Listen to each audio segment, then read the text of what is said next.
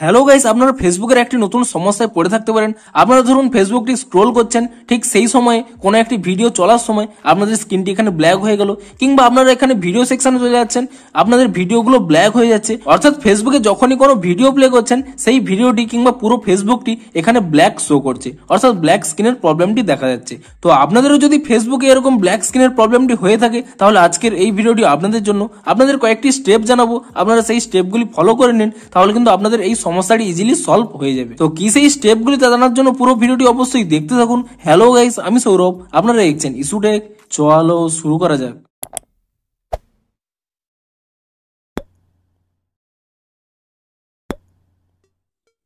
ভিডিওটির শুরুতেই জানিয়ে দিই, আজকের এই ভিডিওটি যদি আপনাদের একটু হেল্পফুল বলে মনে হয় অবশ্যই একটি লাইক করে দিন, এবং এই চ্যানেলে যদি আজই নতুন এসে থাকেন এখন এই চ্যানেলটিকে সাবস্ক্রাইব করে রাখুন, কারণ ফেসবুকে যে কোনো নতুন সমস্যা দেখা দিলে তার সমাধানের ভিডিও আপনারা কিন্তু অবশ্যই এই চ্যানেলে পেয়ে যাবেন। তাই জন্য অবশ্যই চ্যানেলটিকে এখনই সাবস্ক্রাইব করে রাখুন। তো চলুন এবারে মেন ভিডিওটি শুরু করা যাক।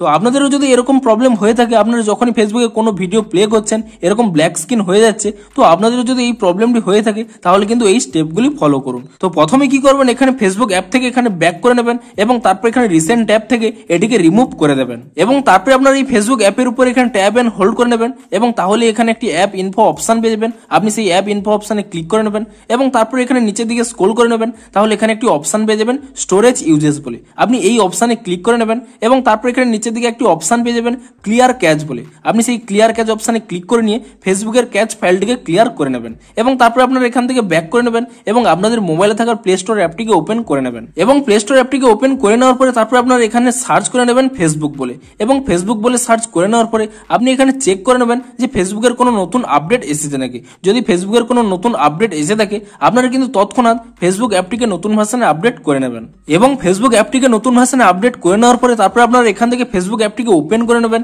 এবং তাহলেই দেখতে পাবেন দেখুন আমার কিন্তু প্রবলেমটি সলভ হয়ে গেছে। তো আপনাদেরও কিন্তু প্রবলেমটি সলভ হয়ে যাবে, এবং তবুও যদি আপনাদের এখানে প্রবলেমটি সলভ না হয়ে থাকে তাহলে কি করবেন, আপনারা পুনরায় এখানে ফেসবুক অ্যাপ থেকে ব্যাক করে নেবেন, এবং তারপর এখানে ফেসবুক অ্যাপটিকে ট্যাব এন্ড হোল্ড করে নেবেন, এবং তারপরে এখানে যে অপশনটি পাবেন আনইনস্টল বলে, আপনি এই আনইনস্টল অপশনে ক্লিক করে নেবেন, এবং তারপর পুনরায় এখানে আনইনস্টল অপশনে ক্লিক করে নেবেন, এবং তারপরে কি করবেন, পুনরায় এখানে প্লে স্টোর অ্যাপটিকে ওপেন করে নেবেন, এবং প্লে স্টোর অ্যাপটিকে ওপেন করে নিয়ে আপনি এখানে সার্চ করে নেবেন ফেসবুক বলে, এবং তারপর আপনার ফেসবুক অ্যাপটিকে এখানে ইনস্টল করে নেবেন, এবং ফেসবুক অ্যাপটিকে ইনস্টল করে নেওয়ার পরে তারপর আপনারা এখান থেকে ওপেন করে নেবেন, এবং ফেসবুক অ্যাপটিকে ওপেন করে নেওয়ার পরে তারপরে আপনাদের এখানে একটি পপআপ শো করবে যে আপনাদের এখানে আইডি এবং পাসওয়ার্ডটি দিয়ে দেবেন, এবং তাহলেই দেখতে পাচ্ছেন আমার কিন্তু এখানে দেখুন ফেসবুকের প্রবলেমটি কিন্তু সলভ হয়ে গেছে। তো আপনারাও কিন্তু এভাবে আপনাদের এখানে ব্ল্যাক স্ক্রিনের প্রবলেমটি কিন্তু সলভ করতে পারবেন। তো ভিডিওটি যদি আপনাদের একটু হেল্পফুল বলে মনে হয় অবশ্যই একটি লাইক করে দিন। দেখা হচ্ছে ফেসবুকের আরো কোনো নতুন সমস্যার সমাধানের ভিডিওর সাথে। Thanks for watching.